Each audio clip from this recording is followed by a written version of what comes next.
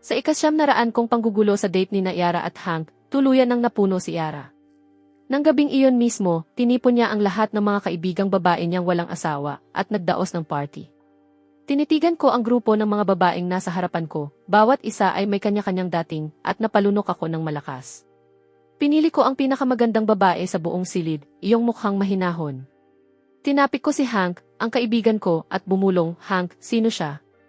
Lumingon si Hank. Si Vivian, kagagaling lang sa ibang bansa, matalik na kaibigan ni Yara. Nagliwanag ang mga mata ko. Napunta ang tingin ko sa mga kamay niya at doon ito nanatili. Siya na.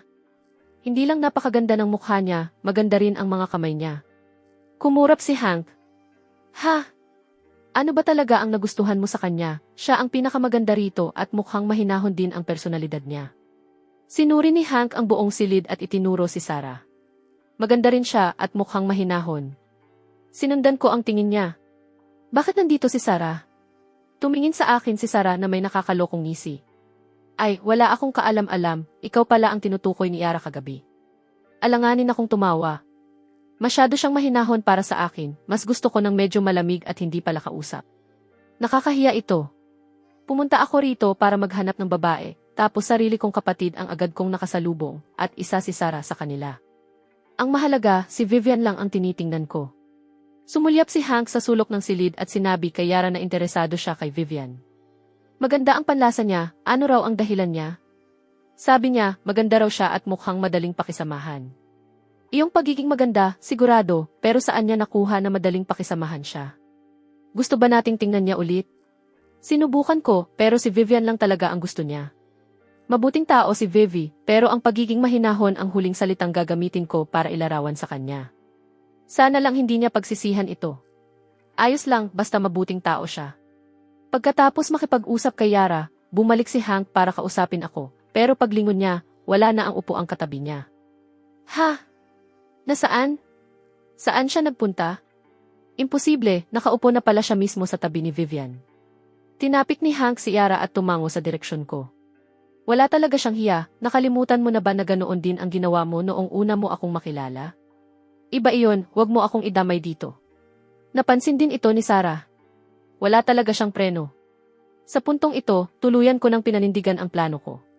Kapatid ko si Sarah, maipapaliwanag ko na lang mamaya. Sa ngayon, mas mahalaga si Vivian. Umupo ako sa tabi ni Vivian, nag-isip sandali, saka nagsalita. Uy, magandang babae. Tumingala si Vivian sa akin.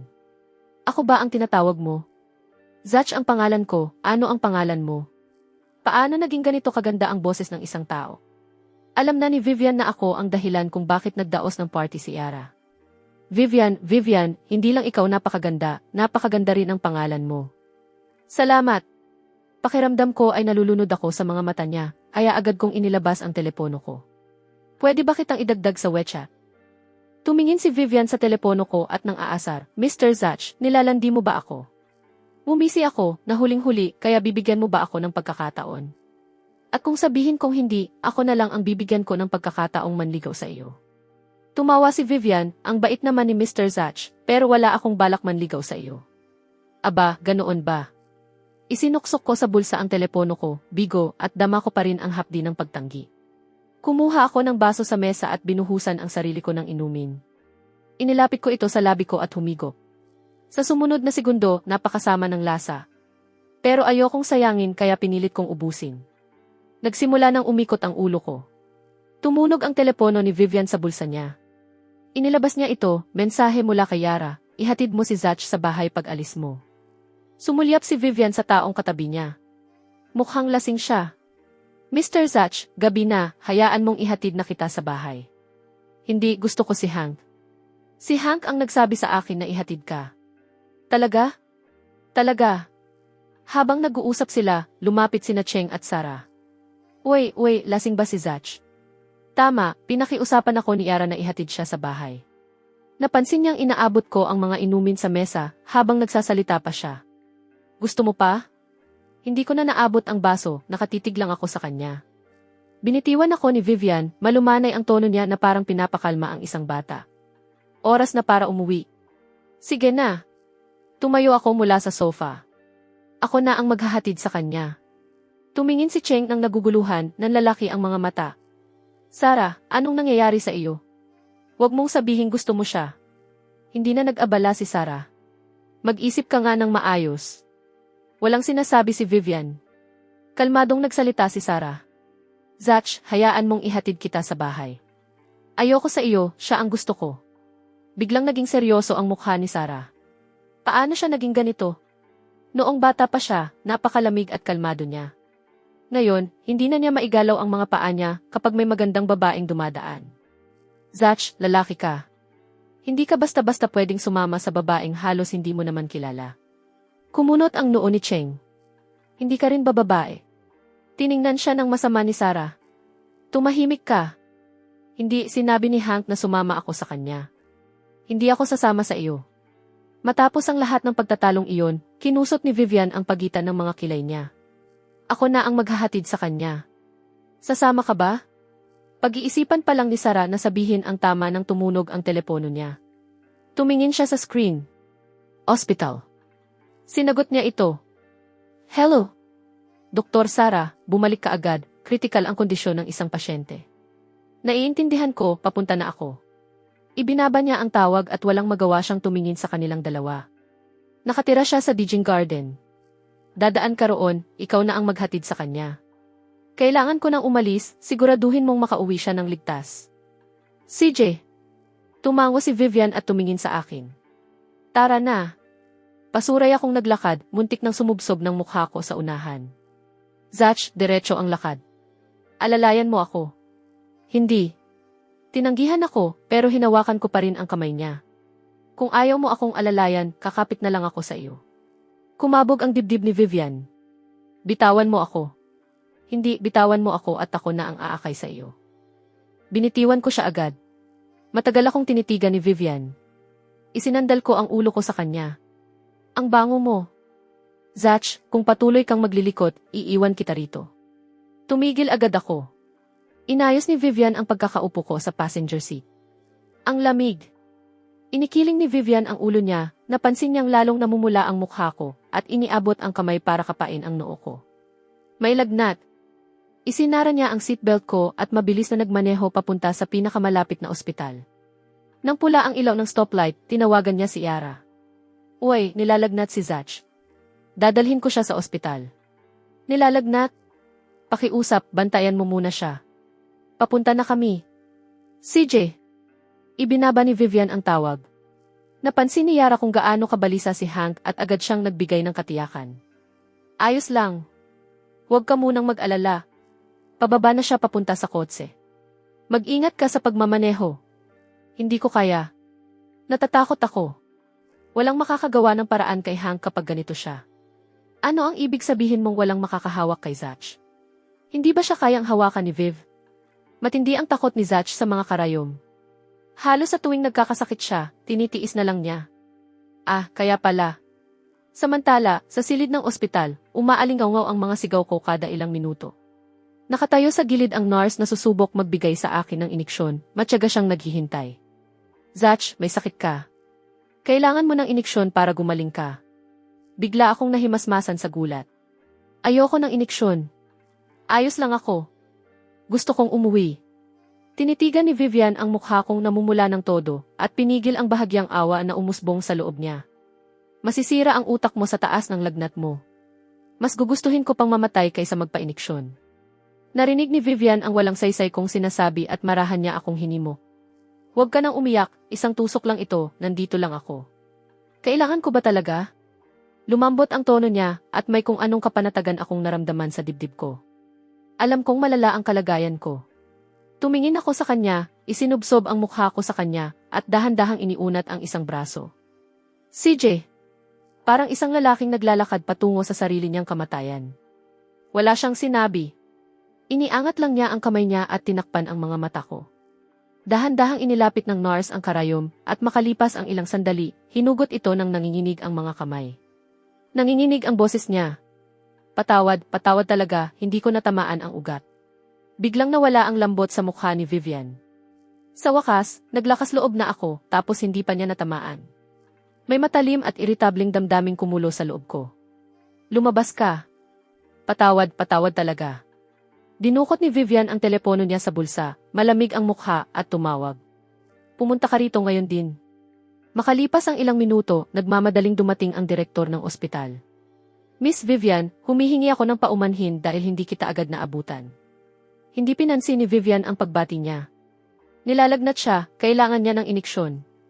Napabuntong hininga ang direktor ng may ginhawa. Siyempre, ipagagawa ko agad ito sa isang tao. Mariing pinagdikit ni Vivian ang mga labi niya. Isang taong may karanasan.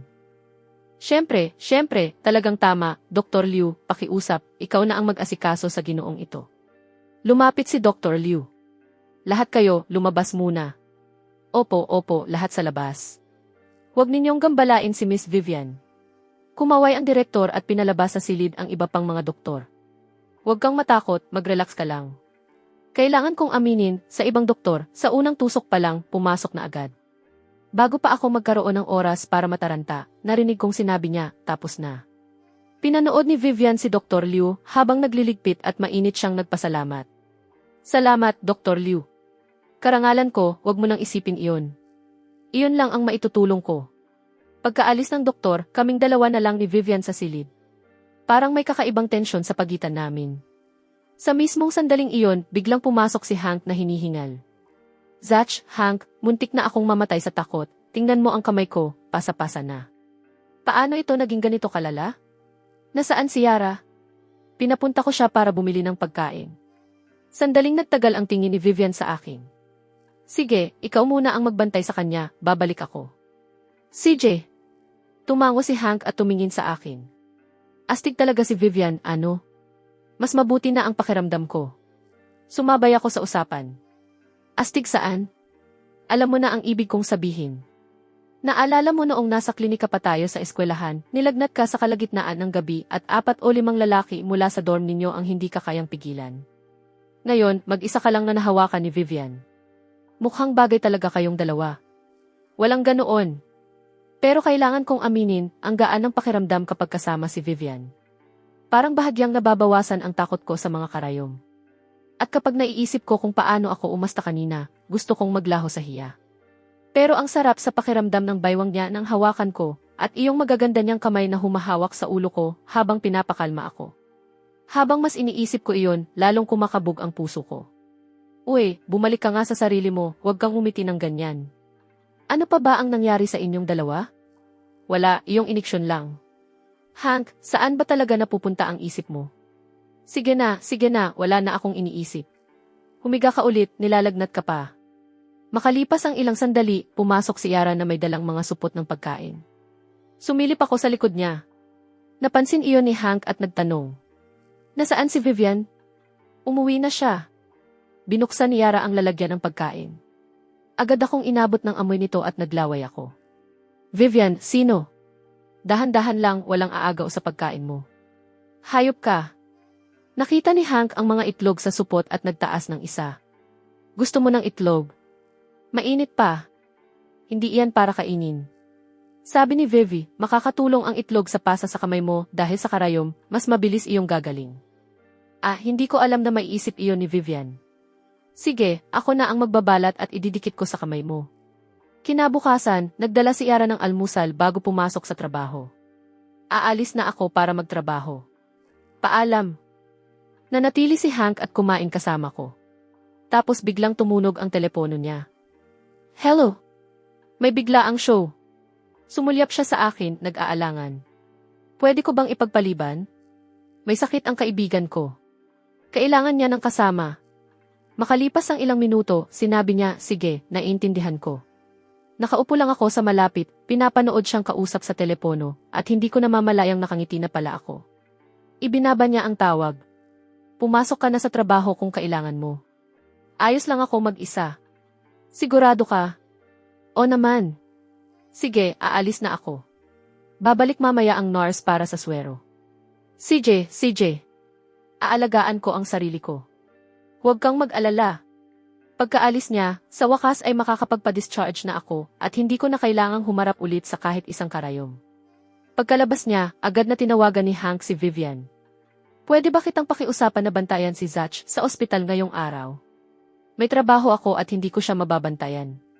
Baka tumakas siya. Sumagi sa isip ni Vivian ang nangyari kagabi. Ang paraan ng pagyakap ni Zach sa kanya. Kahit labag sa loob niya, pumayag siya. CJ. Ibinaba niya ang tawag at nagmaneho papunta sa ospital. Samantala, nag-iimpake ako ng mga gamit ko, handang magpa-discharge. Pagdating ni Vivian sa pintuan, nadatnan niya akong nakatalikod habang nagpapalit ng damit. Ganyan kababaw ang damit niya, hindi nakapagtatakang nagkakasakit siya. Saan sa tingin mo pupunta ka? Biglang nanggaling ang boses mula sa likuran ko. Napalingon ako sa gulat at naroon siya sa pintuan. Pagkakita ko sa kanya, agad akong nakaramdam ng saya. Napakaganda niya. Sinundan ng mga mata ko ang katawan niya at bumalik sa isip ko ang nangyari kagabi. Naging balisa ang mga kamay ko. Ano ang ginagawa mo rito? Pumasok si Vivian at umupo sa sofa sa tabi ng kama. Pinapunta ako ni Hank. Nagbago ang ekspresyon ko. Bakit ka pinapunta ni Hank? Para siguraduhing magpapa-iniksyon ka talaga. Tumawa ako. Hindi naman talaga kailangan iyon. Kaya ko naman mag-isa. Pangako, magiging mabait ako. Ganoon ba? Kung ganoon, saan ka pupunta kanina? Ako. Wala akong pupuntahan. Ako lang, matagal na kasi akong nakahiga. Nag-iinat lang ako. Ganoon ba? Nag-iinat lang. Sakto pala ang dating ko. Kapag tapos ka ng mag-inat, tawagan mo ang doktor para maibigay na niya ang iniksyon mo. Sandali. Teka lang. Magaling na ako. Seryoso. Tingnan mo ako. Malakas na malakas ako. May malinaw na tagubilin sa akin si Hank. Kailangan kitang bantayan hanggang matapos ka. Tumingin ako sa kanya. Wala si Hank dito. Kung hindi mo sasabihin sa kanya, hindi naman niya malalaman. Hindi, walang gagana. Sumuko na ako sa kakaisip ng paraan. Kung hindi ka lang nagtanong sa doktor, hindi ko naman kailangan ng iniksyon ngayong araw. Kung ganoon, ano ang gusto mo? May naisip ako. Idagdag mo ako sa WeChat at makikipagtulungan ako. Dati, ayaw niya akong idagdag. Ngayon, ako naman ang nangungulit. CJ, hindi ko inasahang ganoon siya kabilis pumayag. Mapagdudang tiningnan ko siya. Nang ma-add na kami, bahagyang umangat ang sulok ng labi niya. Handa ka na bang tawagan ang doktor? Itinago ko ang telepono ko at pinagdikit ang mga labi ko. Tawagan mo na. Pinindot ni Vivian ang buton para tumawag at tumingin sa taong nakaupo sa kama. Mahigpit na nakakuyom ang dalawang kamay ko. Mas pinagmasdan niya itong mabuti. Puno ng may itim na pasa ang likod ng dalawang kamay ko. Kumunot ang noo niya. Paano ito nangyari? Napabuntong hininga ako. Wala lang ito. Madali akong magkapasa kapag nasasaktan. Tumingin sa akin si Vivian at matagal na walang sinabi. Makalipas ang ilang minuto, pumasok si Dr. Liu. Sige, iabot mo ang kamay mo. Ibinigay ko. Sinuri ni Dr. Liu ang mga pasa at sandaling natigilan. Doktor, seryoso ba ito? Wala kang dapat ipag-alala. Problema lang ito sa platelets. Makakatulong ang regular na ehersisyo at pag-inom ng mas maraming bitamina. Sa pulso na lang kita tutusukin. Mahirap hanapin ang mga ugat sa kamay mo ngayon. Kumurap ako. Sige. Pagkapayag ko, hinawakan ng doktor ang pulso ko at likas akong napaatras. Nakita ni Dr. Liu kung gaano ako katense at sumulyap kay Vivian. Pwede mo bang hawakan ulit ang nobyo mo gaya kahapon? Bahagyang kumislap ang mga mata ni Vivian. Lumapit siya, inayos ang ulo ko para maisandal sa kanya, at tinakpan ang mga mata ko gamit ang kabilang kamay niya. Sa kadiliman, mabilis akong kumurap, dumadampi ang mga pilik mata ko sa palad niya na parang balahibo, at tahimik na may kung anong kumilos sa dibdib niya. Nang sa wakas ay sabihin ng doktor na tapos na, may isang bagay akong napagtanto. Dahil pala ito sa taong nasa tabi ko, ang presensya niya mismo ang dahilan kung bakit kahit kaunti ay mas kinakaya ko ang takot ko sa mga karayom. Pagkapasok ng karayom, binitiwan ako ni Vivian. Bumalik ang liwanag, kumurap ako ng ilang beses dahil nahilo sa liwanag at tumingala sa kanya ng nakangiti. Salamat! Walang anuman, pinakiusapan lang akong nandito, ginagawa ko lang ang tungkulin ko. Nakatitig ako sa kanya at habang mas tinitingnan ko siya, lalo siyang gumaganda. Mula sa mga mata niya hanggang sa katawan niya, siya ang lahat ng pinapangarap ko sa isang kapareha. Gusto ko talaga siyang landiin. Uy, nang tawagin ka ni Dr. Liu na nobyo ko kanina, bakit hindi mo siya itinama? Tahimik na umiwas ng tingin si Vivian at sinabi, ang mga taong walang halaga ay hindi kailangang bigyan ng paliwanag. Ang mga taong walang halaga ay hindi kailangang bigyan ng paliwanag. Kung ganoon, sino ang may halaga? Nagpalit ng usapan si Vivian. Hindi ka ba nagugutom? Kaunti. Dito ka lang sandali. Tumalikod siya at lumabas. Akala ko pumunta siya para kumuha ng pagkain. Ang maalalahanin naman niya. Makalipas ang ilang sandali, bumalik si Vivian na may dalang lalagyan ng pagkaing may takip at ilang kahon. Bakit ang bilis mong bumalik? Inayos ni Vivian ang mesa sa tabi ng kama, binuksan ang bawat lalagyan, inayos ng maayos ang lahat, saka iniabot sa akin ang chopsticks. Kumain ka na. Masayang kinuha ko ang chopsticks at sinubukang kumuha ng pagkain. Matagal na naghanap ang kanang kamay ko, pero wala akong nakuhang kahit isang subo, kaya bahagya akong nanlumo. Vivian, wala akong makuha. Iniabot ko sa kanya ang chopsticks. Pwede mo ba akong pakainin? Biglang napagtanto ni Vivian na unti-unti ko nang sinusubukan ang mga hangganan niya, isang maliit na hakbang sa bawat pagkakataon. Pero sa halip na mainis, nakakatawa niya itong makita. Masaya akong bumuka ng bibig at hinayaan siyang pakainin ako. Napakasarap, gusto ko pa. Tama, iyong karne at iyong berdeng gulay din. Vivian, saan galing ito? Ang sarap talaga nito. Iniangat ni Vivian ang sabaw at inilapit sa mga labi ko. Gawa ito ng kasambahay ko. Ang galing naman ng kasambahay mo. Pwede ba akong pumunta sa inyo para libre akong makakain minsan? Ay, siya nga pala, saan ka nakatira? Sunod-sunod ang tanong ko. Kakain ka ba? Bahagyang kumunot ang noo ni Vivian. Hindi ko alam kung saan mo kinukuha ang lakas mong magsalita ng magsalita. Hindi ka nga makakain ng nakasara ang bibig mo. Tumango ako at tumahimik, nakatuon na lang sa pagkain. Ano man ang ipakain ni Vivian sa akin, kinakain ko. Pagkatapos naming kumain, may isang babaeng pumasok sa pintuan. Inilapag niya ang laptop at ilang dokumento sa mesa, saka kinuha ang mga pinagkainan. Sino siya? Ang assistant ko, si Chloe. Natapos na si Chloe at umupo sa sofa para magtrabaho. Nakahiga ako sa kama, sobrang nababagot, kaya nagbasa ako ng nobela sa telepono ko. Pero mabilis ding nawala ang interes ko. Ibinaba ko ang telepono at napunta ang tingin ko kay Vivian. Kalmadong gumagalaw ang mga payat niyang daliri sa mga dokumento at walang kahirap-hirap ang elegante niyang kilos. Pinanood ko lang siya hanggang sa hindi ko na malayang nakatulog na ako. Natapos ni Vivian ang isang dokumento at tumingala. Nakita niya akong mahimbing na natutulog, nakapikit ang mga mata. Sumulyap siya sa swero at napansing ubos na ito.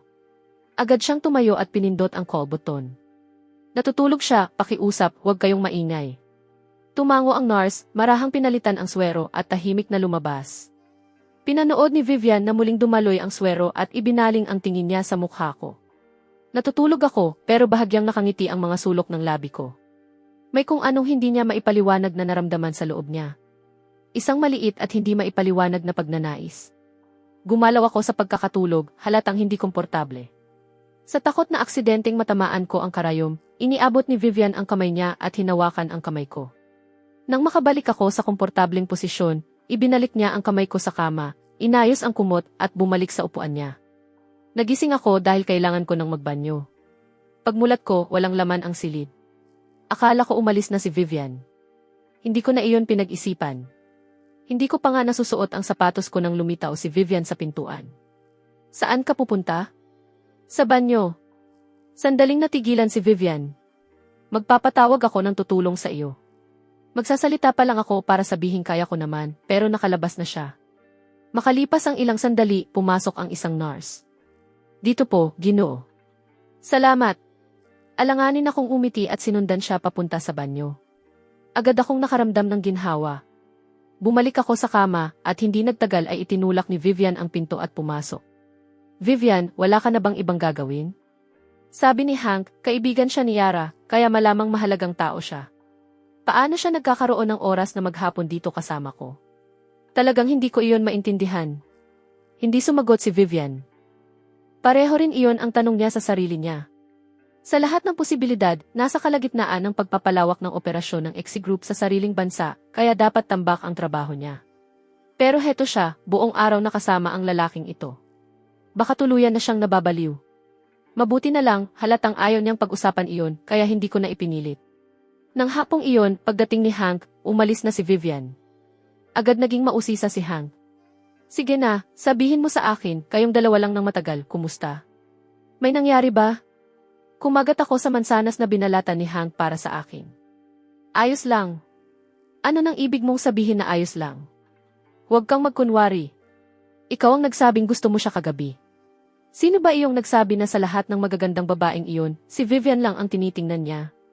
Tapos ngayon, nabigyan ka na ng bihirang pagkakataong kayong dalawa lang, at ito ang reaksyon mo. Alam mo naman kung paano ako, puro salita, walang gawa. Tama, interesado ako kay Vivian, pero wala akong lakas ng loob na tulad mo. Diretso mong kinukuha ang gusto mo. Kapalaran daw ang pumapanig sa matatapang at kung ano-ano pa. Zach, kailangan mong maniwala sa sarili mo. Siguradong mapapaibig mo si Vivian. Naniniwala ako sa iyo. Alam kong gusto lang niyang maging masaya ako. Inubos ko ang mansana sa isang kagat at tumango. Nakuha ko. At naidagdag ko na si Vivian sa WeChat ngayong araw. Huwag kang mag-alala. Talaga? Siyempre, tingnan mo mismo. Lumapit si Hank, nakita niyang totoo nga at tunay siyang natuwa para sa akin. 3 araw akong nanatili sa ospital para magpa-iniksyon. Araw-araw kasama ko si Vivian. Pagkalabas ko ng ospital, 2 araw akong nagpagaling sa Villa ni Yara, saka dumiretso pabalik sa trabaho. Mula sa araw na iyon, lumipas ang halos 1 linggo bago ko ulit makita si Vivian. Pagkatapos ng tanghalian, pilit akong bumalik sa mesa ko, napabuntong hininga sa antok, at kakaupo ko pa lang nang buksan ni Leo ang pinto ng opisina. Zach, gusto ni Miss Yara na dalhan mo siya ng kape at tsaa. Simula kailan umiinom ng tsaa si Yara? Pumunta ako sa kabinet ng tsaa, kumuha ng kung anong tsaa ang pinakamalapit, naghanap ng palayok, inilagay ang dahon, binuhusan ng mainit na tubig, at tapos na. Tungkol naman sa kape, parang masyadong matrabaho ang paggiling ng butil, kaya binuksan ko na lang ang isang pakete ng instant coffee. Sanay na rin naman si Yara rito.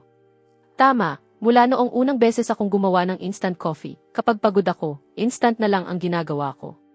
Kung iinumin niya man o hindi, problema na niya iyon. Nasa pintuan na ako, hawak ang tray. Pasok. Bakit ang bigat ng pintuang ito? Yara, kapag napasok ako sa tray na ito, diretso akong pupunta kay Hank para magsumbong. Kung may lakas kang magsalita ng magsalita, ibig sabihin ay ayos ka lang. Galing sa loob ang boses ni Yara. Kung ganoon, sino ang nagbukas ng pinto? Tumingin ako sa taong nasa harapan ko at si Vivian pala iyon. Mainit siyang humiti sa akin at iniabot ang kamay para kunin ang tray. Vivian, anong ginagawa mo rito? Business meeting. Tapos na ba? Nagbuhos si Vivian ng isang tasa ng tsaa, hinawakan ang tasa, humigop ng kaunti, saka kumunot ang noo. Kung alam ko lang na si Vivian ang inom nito, mas pinag-effortan ko sana. Akala ko si Yara lang, kaya kung ano lang ang nakuha ko, iyon na ang inilagay ko. Sa kung anong dahilan, parang hindi tama na pagsilbihan siya ng ganito kapabaya ang pagkakagawa ng tsaa, hindi bagay sa isang tulad niya. Hindi mo ba gusto ang tsaa? Maaari akong gumawa ng panibagong palayok. Ayos lang. Sa kabilang bahagi ng silid, aliw na aliw si Yara habang pinapanood ang buong eksena, saka humigop ng kape niya. Zach, instant coffee na naman ba ito? Anong masama sa instant coffee? Gustong-gusto ito ni Hank. Hindi mo ba pwedeng gawin din iyon? Halika na, Yara, huwag kang masyadong mapili. Sa isip niya, kailangan ko lang maging mas bukas ng kaunti si Vivian, hayaan si Zach na mapalapit sa kanya at ibalik sa akin ang katahimikan ko. Vivian, libre ka ba ngayong gabi? Hayaan mong ilibre kita ng hapunan. Kahit ano paman, gusto talaga kitang pasalamatan sa ginawa mo sa ospital. Ang pag-imbita sa iyo sa hapunan ang pinakamaliit na magagawa ko. Baka libre ako ngayong gabi. Vivi, ako na ang bahala sa meeting natin ngayong gabi. Gusto ka lang talagang pasalamatan ni Zach. Kailangan mo siyang bigyan ng pagkakataon. Pinakamagandang paraan ang hapunan para mas mapalapit kayo. Sasama ka. Walang dahilan para tumanggi. Bahagyang kumislap ang gulat sa mga mata ni Vivian. Lumingon siya at nakita ang umaasa kong tingin, kaya hindi niya napigilang umiling ng may maliit na ngiti. CJ. Tama. Aalis na ako para matapos mo ang meeting mo. Kita tayo mamaya. Kita tayo mamaya. Pagkaalis ko, komportableng sumandal si Vivian sa sofa. Yara, ano ba ang ginagawa mo? Huwag mong isipin na hindi ko napapansin, may binabalak ka. Iniisip ko lang ang kapakanan mo. Halatang gusto ka ni Zach. Anong masama kung bahagyang tulungan kita? Kaibigan ko siya at kaibigan din siya ni Hank. Alam na alam ko kung sino siya. Ang mahalaga, sa tingin ko, bagay na bagay kayong dalawa. Tumigil ka na sa pagiging tagapamagitan. Ako ba talaga ang gumagawa nito? Kung ayaw mo, walang magagawa ang kahit anong gawin ko. Maaaring hindi ka kilala ng iba, pero kilala kita. Walang sinuman sa mundong ito ang makakapagpilit kay Vivian na gawin ang isang bagay na ayaw niyang gawin. Hindi mo siya tinanggihan. Pumayag ka pa nga sa hapunan. Ibig sabihin, hindi mo naman tutol na mapalapit siya sa iyo. Hindi ba patunay iyon na medyo naiba na siya para sa iyo? Nang matapos ang trabaho, hindi ko na kailangang magsalita, inilalabas na ni Yara si Vivian mula sa opisina. May naghihintay. Nang makita ko si Vivian, hindi ko napigilang umiti. Handa ka na? Handa na, tara. Ay, hindi ako nagdala ng sasakyan ngayon, ikaw ba? Sa underground parking, naglakad ako sa likod ni Vivian. Nakatutok ang mga mata ko sa likod niya, at napunta ang tingin ko sa baywang niya. Hindi ko maiwasang tumitig ng kaunti pa. Ano ba ang gagawin ko rito? Mas mukha siyang pangunahing tauhang babae sa isang kwentong pantasya, kaysa sa kahit anong karakter na nabasa ko. Maganda ang kilos, elegante, hindi natitinag, at talagang hindi ka panipaniwala ang hubog ng katawan niya. Sayang, hindi siya akin. Tahimik akong napabuntong hininga. Bakit ka napabuntong hininga? Wala lang. Nakarating na ba tayo? Siyempre, hindi ko naman masasabing napabuntong hininga ako dahil hindi siya akin. Nandito na tayo. Teka, kotse mo ito. Ang ganda. Custom-made ito, di ba? Hindi ito katulad ng mga makikita mong binibenta sa merkado. Ito ba ang klase ng kotse na gusto mo? Siyempre. Bahagyang umiti si Vivian at binuksan ang pinto para sa akin. Subukan mo. Siya mismo ang nagbukas ng pinto para sa akin. Hindi ko inaasahang magiging ganito siya ka-sweet. At kailangan kong sabihin, napaka-komportable ng upuang ito. Magkano ito? 200 milyon. Halos ganoon nga ang inaasahan kong presyo, pero grabe, ang yaman niya. Nagnenegosyo ng alahas ang lolo ko at halos siya ang nangingibabaw sa merkado ng Hong Kong. Ang kabuang yaman niya ay ilang 10 milyon lang. Vivian, paano ka naging ganito kayaman? Nakaraos lang ako. Saan mo gustong kumain? Sa Jing Pavilion. Nakapunta na ako roon kasama sina Yara at Hank dati. Masarap ang pagkain at mahusay ang serbisyo. CJ. Uy, hindi mo pa rin sinasagot, paano ka naging ganito kayaman? Siguro dahil ipinanganak akong mapalad. Mahina siyang tumawa. Talagang napapatawa mo ako. Napansin ni Vivian na pinagpapawisan ang noo ko at iniabot ang kamay para bahagyang hinaan ang air conditioning. Bakit ang dali mong pagpawisan? Malamig pa naman sa labas. Mainitin talaga ako mula pagkabata. Ganoon lang talaga ang katawan ko. Kapag tag-araw, basang-basa na agad ang damit ko pagkakalabas ko pa lang. Kung ganoon, bakit ang kapal ng damit mo noong gabing iyon? Sinabi sa akin ni Yara na ang pagtitipon ay para makakilala ako ng isang tao. Naisip kong dapat maayos ang suot ko para ipakitang seryoso ako. Kung ganoon, may nagustuhan ka ba? Anong klaseng tanong iyan? Vivian, huwag kang magkunwari. Alam mong ikaw iyon. Ano ba talaga ang gusto mo sa akin? Maganda ka at mahinahon ka. Iyan mismo ang tipo ko. Mahinahon? Bagay ba talaga sa akin ang mga salitang iyon? Ako ang magsasabi niyan. Alam ko ang nakikita ko. Sa isip ni Vivian, mahinahon? Pero habang mas matagal siyang nakakasama, kapag nalaman ni Zach na hindi ako ang taong iniisip niya, madidismaya siya. Paumanhin, hindi ko masyadong narinig. Wala. Itinago ni Vivian ang nararamdaman niya at tumingin sa labas ng bintana. Anong insenso ang sinusunog mo? Ang bango. Naamoy ko agad nang sumakay ako. Eksaktong bagay sa amoy mo. Banayad at presko pero may init sa ilalim. Nakaka-relax. Paano mo nalaman na insenso iyon? Dahil ipinapaalala nito sa akin ang amoy ng insensong ginagamit sa mga templo, pero mas banayad at mas pino. Kaya naisip kong mahilig kang magsunog ng insenso. At napansin ko ring talagang pinahahalagahan mo ang tradisyonal na kulturang Tsino. Kaya naisip kong sandalwood o agarwood iyon. Cedarwood iyon. Cedarwood, ang bango naman. Matagal na akong nasa kotse mo, kaya malamang kumakapit na sa akin ang amoy mo. Iniunat ko ang braso ko at inamoy ang sarili kong manggas. Pero iniisip pa rin ni Vivian ang sinabi ko. Kumakapit ang amoy mo. Pinagmamasdan niya ako sa gilid ng mga mata niya. Hindi mabasa ang ekspresyon niya. May kung anong damdamin sa mga mata niya na hindi niya maipaliwanag. Naghintay ako, pero nanatili siyang tahimik. Bakit bigla kang natahimik? Malapit na tayo. Dumating sila sa Shijing Pavilion. Nagsimula ako. Alam mo, halos imposibleng makakuha ng reservation sa Shijing Pavilion. Nahihirapan na nga akong makakuha noon pa. Bago ko pa matapos, nagmamadaling lumabas ang manager. Malaking ngiti habang binabati si Vivian. Maligayang pagdating. Maligayang pagbabalik, boss. Hindi makapaniwalang tumingin ako sa kanya. Sa iyo pala ang lugar na ito. Ay, nakakahiya naman. Wala talaga akong kaalam-alam na sa iyo pala ito. Ayos lang. Hindi ba sinabi mong masarap ang pagkain? Talagang masarap. Kung ganoon, hindi na ito bibilangin.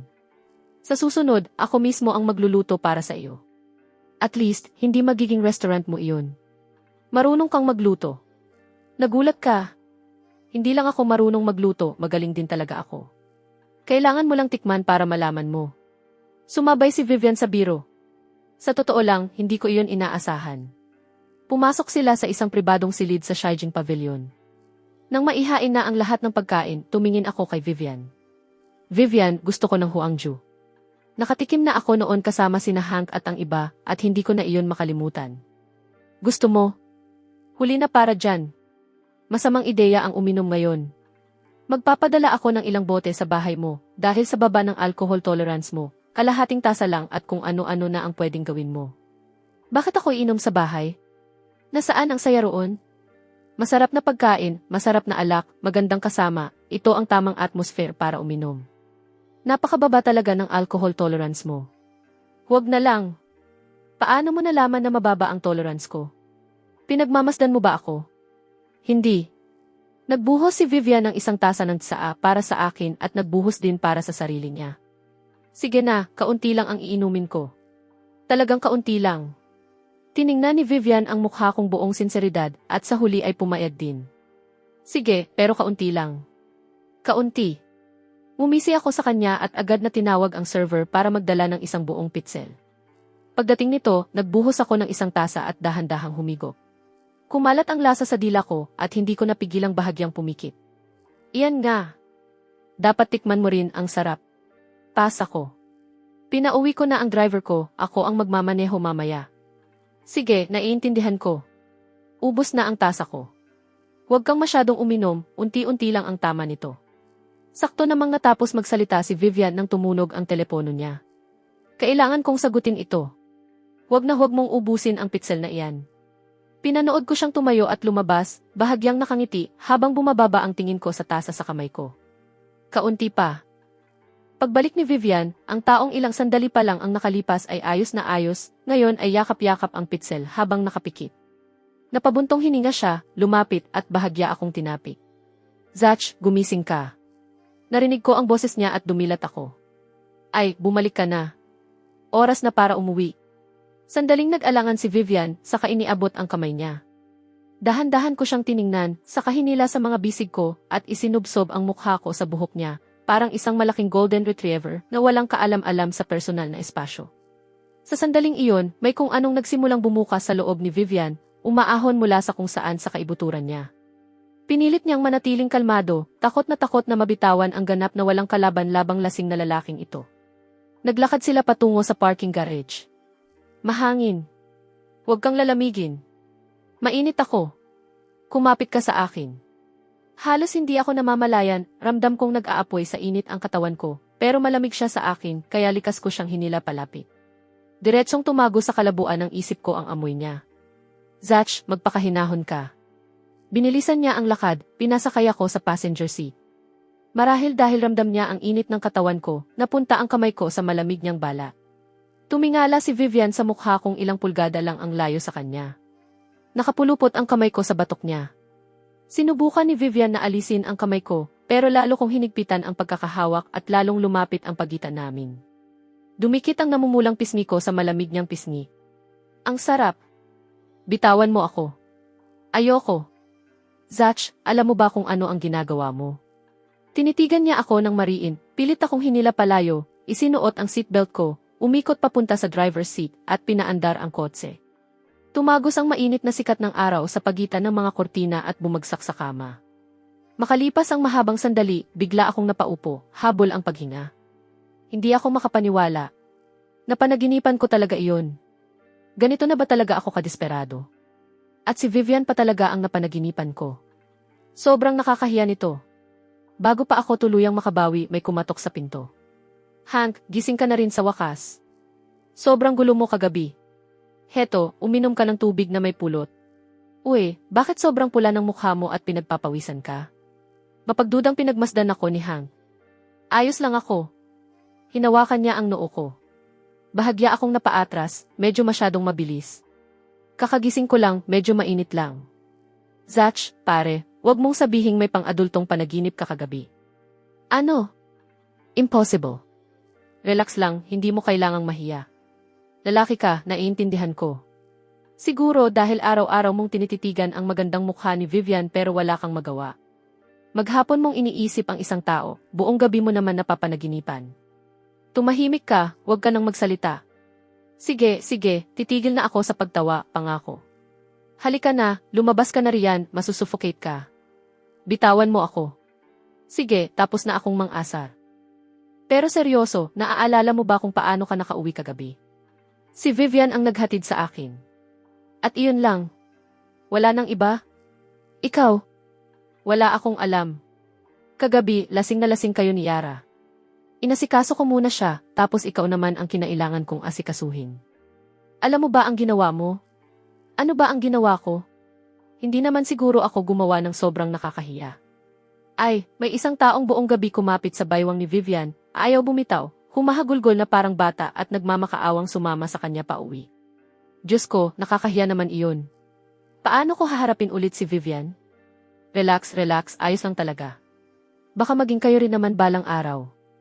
Walang halaga ang kaunting kahihiyan sa harap ng pamilya. Isipin mo na lang na espesyal na paraan iyon para maging mas malapit kayo. At saka, nakita ko ang buong nangyari kagabi. Sandali na lang at mahulog na si Vivian sa iyo. Walang makakatanggi sa lalaking may golden retriever energy na tulad mo. Talaga?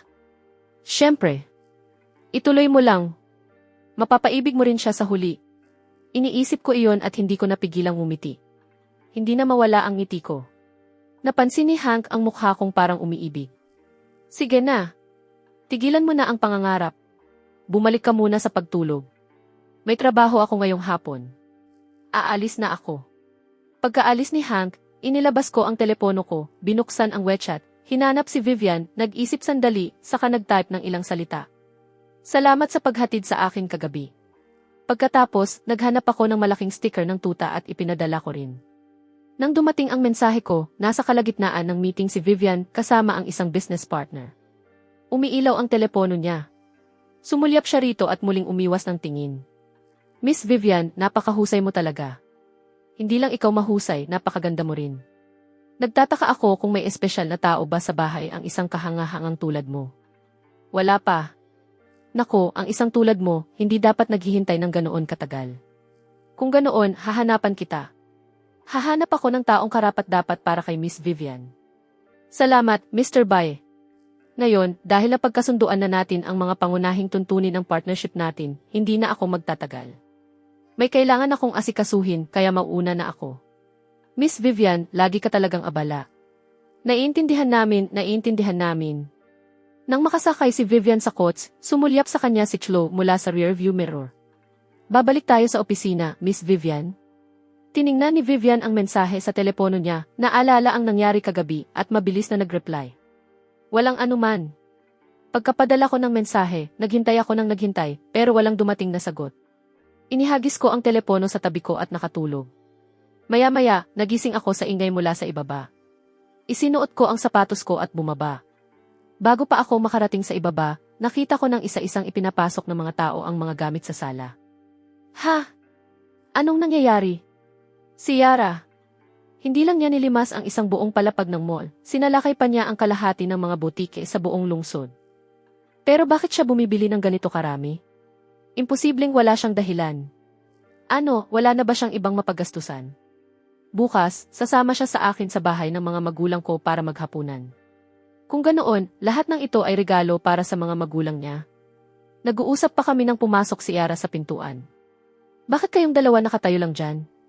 Hindi ba kayo napapagod? Yara, ano ba ang balak mong gawin sa lahat ng ito? Hindi naman ito ganoon karami. Pakiramdam ko nga, kulang pa. Yara, tinatawag mong hindi ganoon karami ito. Halos mapuno mo na ang buong bahay. Nilimas mo ba ang buong stockroom ng tindahan? Hindi ako pinansin ni Yara at hinawakan ang kamay ni Hank. Hank, sa tingin mo sapat na ba ito? Kulang ba, Will? Iniisip ng mga magulang mo na wala akong sapat na pakialam. Masyado mo lang itong pinag-iisipan. Sobra-sobra na nga, pumili ka na lang ng ilang bagay na talagang may kahulugan. Kapag dinala natin lahat ito roon, wala nang lugar para ilapag. Maaasiwa ang mga magulang ko. Sige, susundin kita.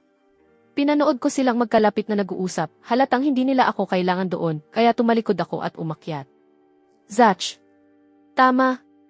Uwi ka sa amin bukas. Ako. Unang beses makikipagkita si Yara sa mga magulang mo, hindi ba medyo nakakailang kung sasama ako? Tinawagan ako ng nanay ko para siguraduhing isama kita. Kung hindi ikaw, sino? Ano? Gusto mo bang siya pa ang pumunta rito para sunduin ka? Sa pagkakarinig ko sa salitang bahay, may mainit na pakiramdam na kumalat sa dibdib ko. Hank, huwag kang mag-alala. Kapag nandoon ako bukas, puro magagandang bagay ang sasabihin ko tungkol sa iyo. Siguradong magugustuhan ka ng mga magulang mo. Garantisado ko. Tumalikod ako at umakyat. Ayan ang gusto ko. Buti na lang alam niya kung ano ang tama para sa kanya. Naghilamos ako at humiga, nakatitig sa mensahe ni Vivian sa WeChat habang bumubulong sa sarili. Sa tagal ng paghihintay ko, iyon lang ang isinagot niya. Nakakainis. Kinabukasan, sinundo ni Yara si Hank at nagpunta sila sa bahay ng pamilya nito. Sumulyap si Hank sa suot niya ngayon. Isang couture na damit, perpektong nakaayos ang buhok, at kapag hindi siya nakangiti, may tahimik na lamig sa mukha niya. Nang aasar akong nagsalita. Kinakabahan ka ba? Para kang papasok sa isang international summit. Medyo. Ayos lang iyan talaga. Mabait ang mga magulang ko, sobrang dali nilang pakisamahan. Hindi sila mananakit, pangako. Bahagyang tumango si Yara. Yara, ngayong naiisip ko, parang hindi pa talaga kita narinig na magkwento tungkol sa mga magulang mo. Ano ang trabaho nila? Mga archaeologist ang nanay at tatay ko. Madalas silang pumunta sa mga liblib na lugar, mahina ang signal at mahirap silang tawagan. Pero huwag kang mag-alala, kapag nakilala ka nila, siguradong magugustuhan ka nila. Nagpadala na ako ng mensahe sa kanila, kapag nagkaroon sila ng signal, makikipag-ugnayan sila. Mga archaeologist. Hindi ko iyon inasahan. Ngayon, interesado na tuloy ako. Hindi ba ipinagpatuloy ng tatay mo ang negosyo ng pamilya? Nag-aral siya ng archaeology sa halip? Ayos lang ba iyon sa lolo mo? Nagtataka ka kung bakit hindi sinunod ng tatay ko ang plano, tama? Noong nagsisimula siya sa kolehiyo, finance ang pinag-aralan niya, at nag-iisang anak na lalaki lang si lolo. Naghintay siya na makapagtapos ito at siya ang magmana ng negosyo. Tapos, noong kolehiyo, nakilala niya ang nanay ko. Nag-aaral siya ng archaeology. Nahulog sila sa isa't isa, at halos lahat ng oras ng tatay ko ay ginugol sa pagsama sa kanya sa mga museo at sinaunang guho. Unti-unti, tuluyan na rin siyang nahilig sa archaeology. Sabi niya, mas buhay ang mga nakabaong kasaysayang iyon kaysa sa kahit anong numero sa financial report. Kaya palihim niyang pinalitan ang kurso niya nang hindi nalalaman ni Lolo. Nang malaman iyon ni Lolo, galit na galit siya. Pero matigas ang ulo ng tatay ko. Ayaw niyang magpatalo. At saka naisip ni Lolo na kung wala ang tatay ko sa pamumuno, wala nang magmamana sa buong imperyo ng pamilya Few. Habang hindi sila magkasundo, dumiretso ang nanay ko kay Lolo. Ano naman ang problema? Bibigyan kita ng apo. Tapos ang problema. Habang ikinukwento ni Yara ang lahat, napuno ng tahimik at masayang ngiti ang mga mata niya. Ang sinabi ng nanay mo, patunay kung gaano niya kamahal ang tatay mo. Talagang inaalagaan niya siya ng mabuti. Kahit hindi ko sila gaanong nakasama, kahit nasaan ang nanay ko, walang puwang sa mga mata ng tatay ko para sa iba. Maging si Lolo, madalas sabihin na wala ng lunas ang pagiging romantiko ng tatay ko. At pumayag ang lolo mo dahil lang sa sinabi niya. Halos wala pang isang taon matapos magpakasal ang mga magulang ko, ipinanganak ako. Tungkol naman kay Lolo, hindi siya ganoon katigas. At nang magkaroon siya ng apo, tuluyan na niyang binitawan ang usapin. Pagkatapos noon, hindi na niya muling binanggit ang tungkol sa trabaho ng tatay ko. Habang nag-uusap sila, dumating sila sa bahay ng pamilya ni Hank. Ipinarada ni Yara ang kotse. Si Butler Kian, na naghihintay sa pintuan, ay agad na lumapit. Young Master, maligayang pagbalik. Butler Kian, ito si Yara. Yara, ito si Butler Kian, butler ng pamilya namin at siya rin ang nag-alaga sa akin habang lumalaki ako. Kumusta po, Butler Kian? Ikinagagalak ko kayong makilala. Ako si Yara. Paumanhin po kung nakaabala. Young Master, Miss Yara, alam ng amo namin na darating kayo ngayon at mula pa kaninang umaga ay nasa kusina na siya.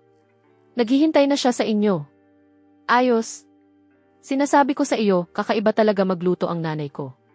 May ilan siyang espesyal na putahe na hindi mo mahahanap kahit saan, kaya kumain kayo ng marami ngayon. Opo. Napakaganda talaga ng tambalan ni na Young Master at Miss Yara. Pinangunahan ni Hank si Yara papasok. Napansin niya ang isang bagong pares ng tsinela sa lagayan ng sapatos. Ito ang isuot mo, bago iyan, binili iyan ni nanay para sa iyo. Nay, nandito na kami. Tumingin si Yara sa nanay ni Hank, malambing at mainit ang boses. Kumusta po, Auntie? Ako po si Yara. Sinuri siya ng nanay ni Hank. Mabuti, nandito ka na, iyon ang mahalaga. Bakit ang dami mong dinala? Ilagay mo na, mabigat ba? Hindi po, Auntie. Hindi ako sigurado kung ano ang gusto ninyo ni Uncle, kaya kumuha lang ako ng ilang bagay. Bakit nakatayo lang kayo dyan? Dalhin mo si Yara sa sala para uminom ng tsaa. Nakahanda na ang prutas at mga merienda. Yara, umupo ka muna sa sala. Uminom ka ng tsaa at kumain ng prutas. Babalik na rin ang tatay at kapatid niya. Medyo traffic lang, hindi naman magtatagal. Paglingon ng nanay ni Hank kay Yara, agad lumambot ang buong ekspresyon niya.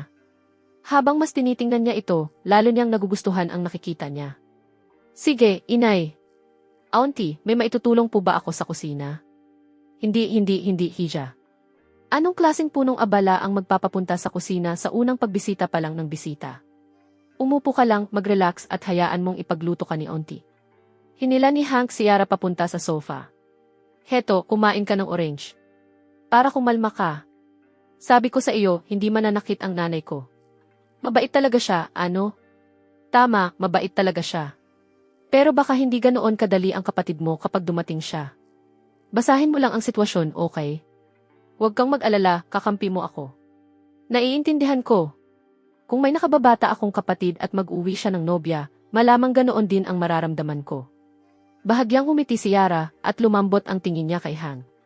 Pero bigla niyang naramdaman ang malamig na titig mula sa likuran niya. Lumingon siya at nakita ang isang pares ng kamay na puno ng putik at ang mukha kong halatang hindi natutuwa. Tapos na ba kayong lumandi ng walang hiya? Pwede bang isipin ninyo naman ang mga single dito? May punto si Zach.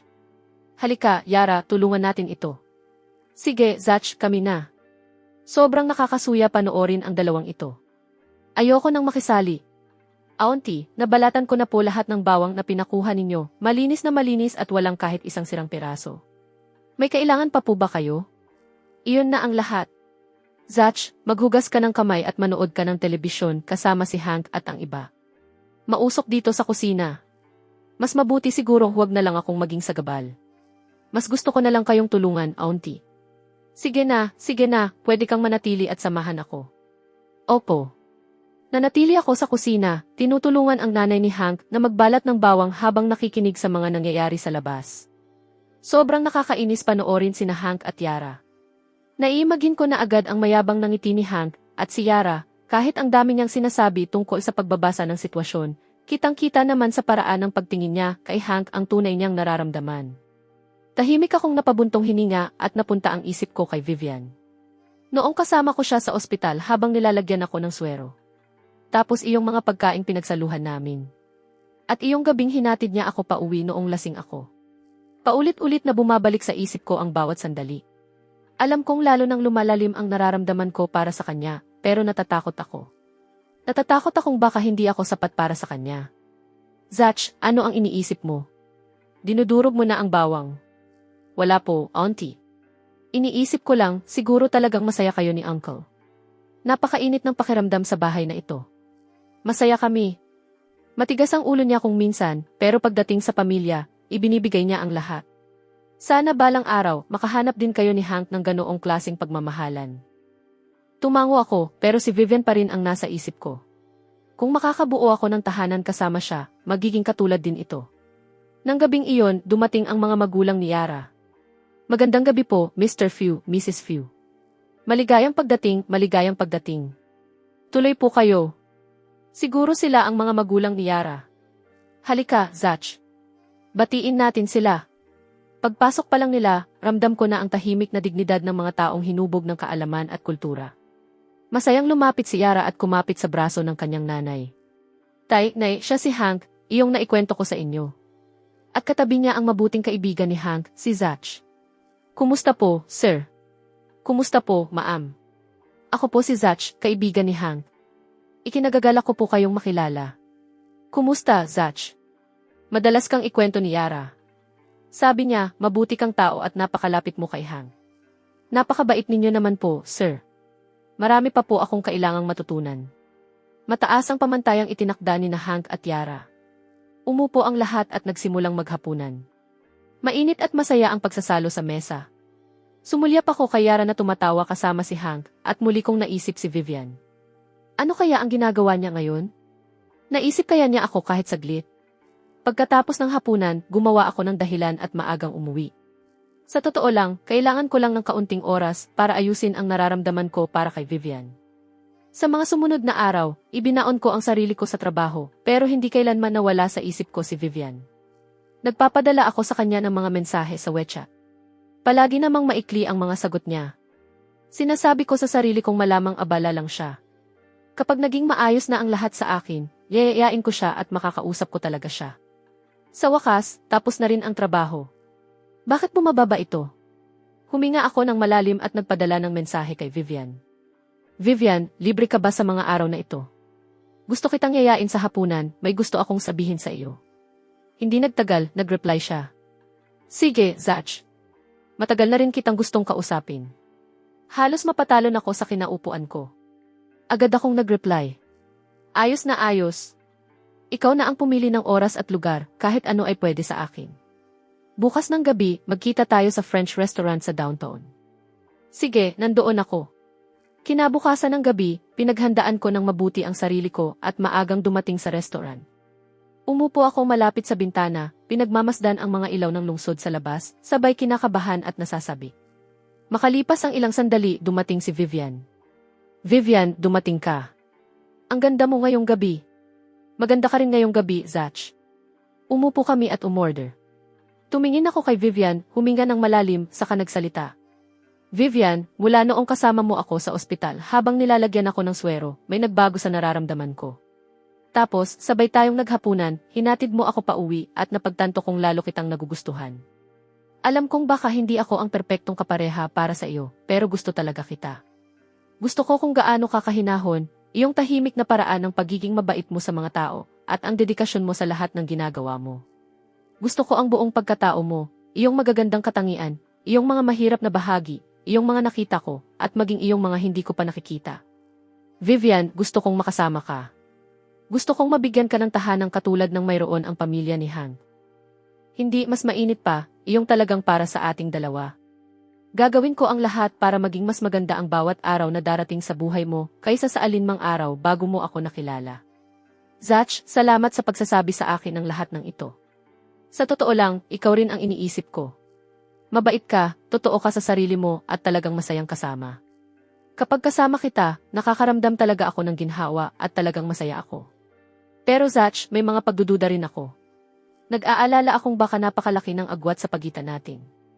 Baka hindi magtugma ang pinagmulan natin, paraan ng pag-iisip at mga plano natin para sa hinaharap. At natatakot ako na baka nadadala ka lang ng mga nararamdaman mo ngayon. Tapos, kapag mas nakilala mo na ako, o kapag dumating na ang mga tunay na problema, pagsisihan mo rin ito. Vivi, hindi ko pagsisisihan. Alam kong marami tayong pagkakaiba, pero magsisikap akong abutin kung nasaan ka, at tatanggapin ko ang bawat bahagi ng pagkatao mo. Naniniwala akong basta mahal natin ang isa't isa, malalampasan natin ang kahit ano. Tumingin sa akin si Vivian at unti-unting napuno ng init at katiyakan ang mga mata niya. Hinawakan niya ang kamay ko. Zach, gusto rin kita. Gusto kong makasama ka. Vivi, ipinapangako kong lagi kitang aalagaan. Mula sa araw na iyon, opisyal nang naging kami ni Vivian. Namimili kami, nanonood ng mga pelikula at nagluluto sa bahay. Puno ng matatamis na sandali ang bawat araw. Mabilis lumipas ang panahon. Bago ko pa namalayan, araw na ng kasal ni Yara at Hank. Masaya ako para sa kanila at medyo naiiyak din ako. Sa ilalim ng pagbati ng lahat, nagpalitan sila ng mga singsing at nangako sa isa't isa. Nagniningning sa saya ang mga mukha nila, at sa sandaling iyon, nakikita ko na ang buong hinaharap na naghihintay sa kanila. Sa kalagitnaan ng resepsyon, tahimik akong lumayo at kumuha ng maliit na kahon mula sa bulsa ko. Huminga ako ng malalim at naglakad papunta kay Vivian. Nakita niya akong papalapit at bahagyang kumislap ang pagkalito sa mga mata niya. Huminto ako sa harap niya, lumuhod sa isang tuhod at binuksan ang kahon. Sa loob ay isang singsing na diamante na kumikislap sa ilalim ng liwanag. Vivi, mula noong unang pagkikita natin, o baka mula pa noong unang idinilat ko ang mga mata ko at nakita kita sa silid ng ospital, pumasok ka sa puso ko at hindi ka na umalis. Ikaw ang pinakamaganda, pinakamahinahon at pinakamabait na taong nakilala ko. Walang sapat na salita para ilarawan kung gaano ka kabuting tao. Ngayon, sa kasal ng matalik kong kaibigang si Hank at ni Yara, wala na akong maisip na mas perpektong oras o lugar. Vivi, pakakasalan mo ba ako? Napuno ng luha ang mga mata ni Vivian. Tumingin siya sa akin at matatag na tumango. Tumayo ako agad, isinuot ang singsing sa daliri ni Vivian at mahigpit siyang niyakap. Sa paligid namin, sabay-sabay na pumalakpak ang lahat. Napuno ng hiyawan at mga pagbati ang buong lugar. Ito ang pinakamasayang sandali ng buhay ko.